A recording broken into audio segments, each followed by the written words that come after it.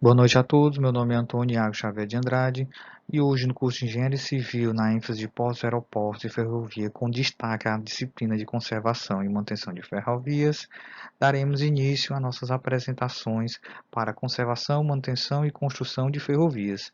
Bem, para entendermos como se faz uma ferrovia e sua conservação, primeiro temos que entender limpeza de faixas. Assim, pegue suas coisas e tente nos acompanhar nessa apresentação.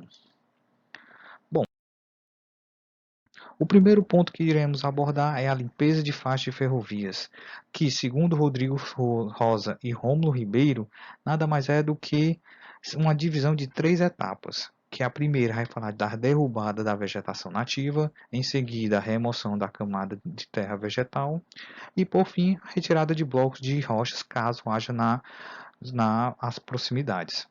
Bem, os fatores que influenciam na minha forma de limpeza da minha faixa vai ser o porte da minha vegetação, que é nada mais é do que o diâmetro das minhas árvores, as copas presentes, se minha vegetação é rasteira ou de médio ou grande porte, o porte da minha obra, se eu tenho presença de estradas, se da minha localidade é fácil de conseguir os materiais para a execução dessas atividades, o local de destino do material de limpeza, que quando eu faço a remoção da minha vegetação ou do meu solo, eu tenho que fazer esse transporte, que seria o botar fora.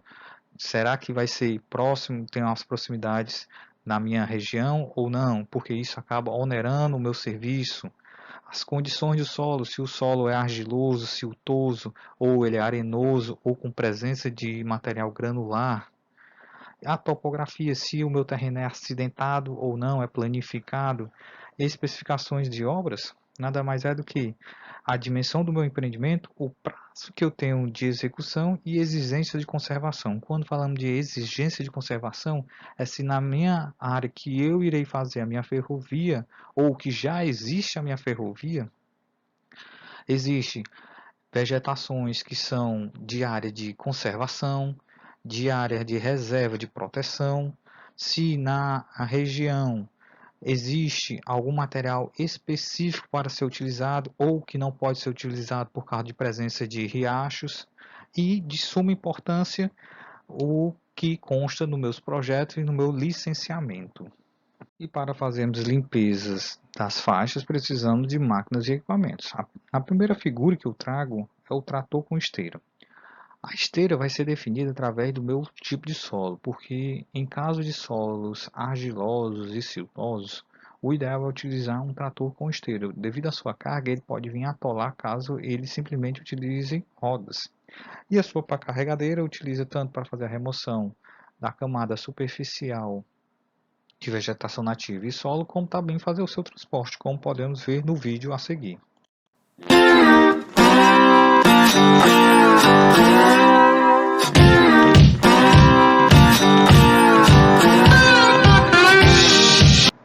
Na segunda figura, podemos ver o destocador ou stamper, que é utilizado para remover os tocos de árvores que ficam presentes quando fazemos nosso corte, como podemos ver no vídeo a seguir. Então, ele utiliza para remover essa parte do toco. Outra figura que podemos adotar é a retroescavadeira, que essa máquina tanto faz escavações mais profundas, como também faz o transporte do resíduo que é removido da minha escavação. Em seguida temos o enleiramento, ou seja, ele vai servir para fazer a separação da minha vegetação, tanto rasteira, como também das palhas secas, para fazer possíveis remoções depois do seu uso. Por fim, não podemos esquecer das ferramentas manuais, que é a motosserra para retirar a vegetação de grande porte, a enxada e o ancilho, que é utilizado para a vegetação de médio porte, de pequeno porte, que serve para retirar capim, vegetação rasteira, como também temos a foice, que é utilizado para grande porte, como a retirada de arbustos e assim sucessivamente. Então, a partir dessas informações de máquinas e equipamentos e uma introdução de como se faz a limpeza das faixas, agora podemos entender as etapas de limpeza. Bem, continuando ainda com as informações dos autores Rodrigo e Rômulo, eles informam que inicialmente devemos fazer a derrubada da vegetação nativa.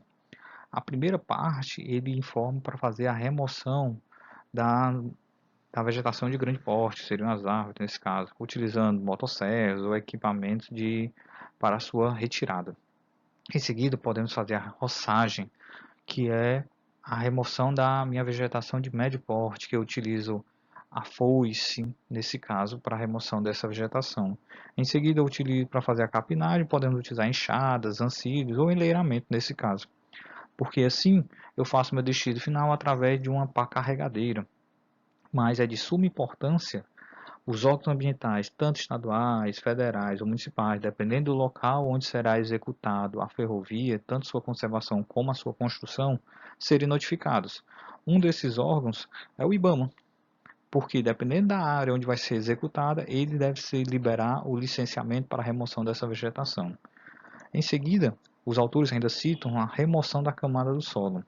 E para fazer a remoção da camada do solo, principalmente eu devo ter análise da sondagem e a topografia do meu terreno.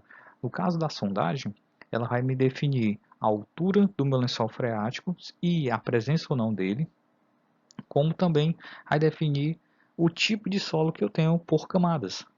Ou seja, se meu solo é granular, argiloso, siltoso ou arenoso, porque dependendo do tipo de solo, vai depender no meu projeto em si de execução da minha ferrovia. Já a topografia vai definir se meu terreno que vai ser a ferrovia vai ser acidentado ou se vai ser mais planificado, porque assim vai definir no meu plano de corte e aterro do meu terreno. Então, comece a fazer as escavações com a retroescavadeira, como a gente já viu nas máquinas e equipamentos. Eu faço a remoção da camada vegetal, que o autor vai definindo. O tipo de vegetação vai definir a profundidade da remoção da minha camada de terra vegetal, que pode chegar até 4 metros.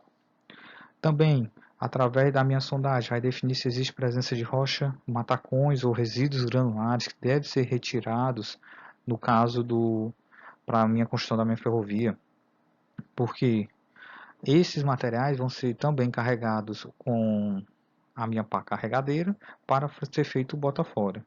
E em seguida eu tenho que fazer o reaterro do meu solo de acordo com o projeto que foi estabelecido, com a presença de material mais granular, a fim de fazer a drenagem do meu solo, como também melhorar a resistência do meu solo, principalmente dependendo da ferrovia, do transporte de material que a ferrovia irá fazer, se vai ser transporte de cargas ou de pessoas, porque isso pode vir a impactar tanto onerosamente no meu projeto, como também no prazo em si, porque os locais onde eu faço a remoção desse material que vai fazer tanto o reaterro como também que vai receber o bota fora da minha vegetação, eles devem ser órgãos liberados e licenciados pelos órgãos tanto ambientais como de infraestrutura do país em si, que no caso é o Brasil.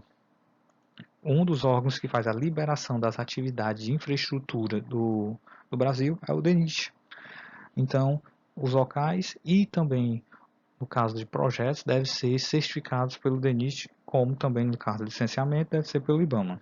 Por fim, quando a ferrovia já está construída, devemos fazer a conservação e a manutenção de suas faixas, porque quando não fazemos isso, a vegetação nativa acaba se apoderando, chegando próximo da minha ferrovia. E dependendo do tipo de dormente que é adotado, principalmente os de madeiras, ele pode vir a apodrecer por causa da presença desse material que acaba penetrando com suas raízes na madeira. Assim, nosso plano de ação: definir prazo para capinagem e roçado após a quadra de chuvas, porque é um período onde a vegetação cresce exponencialmente. Aplicar pulverizadores de ervas daninhas e outras espécies que acabam se apoderando dos meus dormentes, principalmente de madeira, que acabam enraizando e prejudicando a sua resistência, que pode causar apodrecimento da madeira. E incentivar a comunidade científica a desenvolver pulverizadores que não contaminem o solo, porque no caso, se tiver presença de riachos ou aquíferos na minha região, esses pulverizadores, por apresentarem elementos nocivos, podem vir a contaminá-los. Por fim, chegamos ao final. Agradeço a todos que nos acompanharam nessa empreitada da limpeza de faixas e uma boa noite.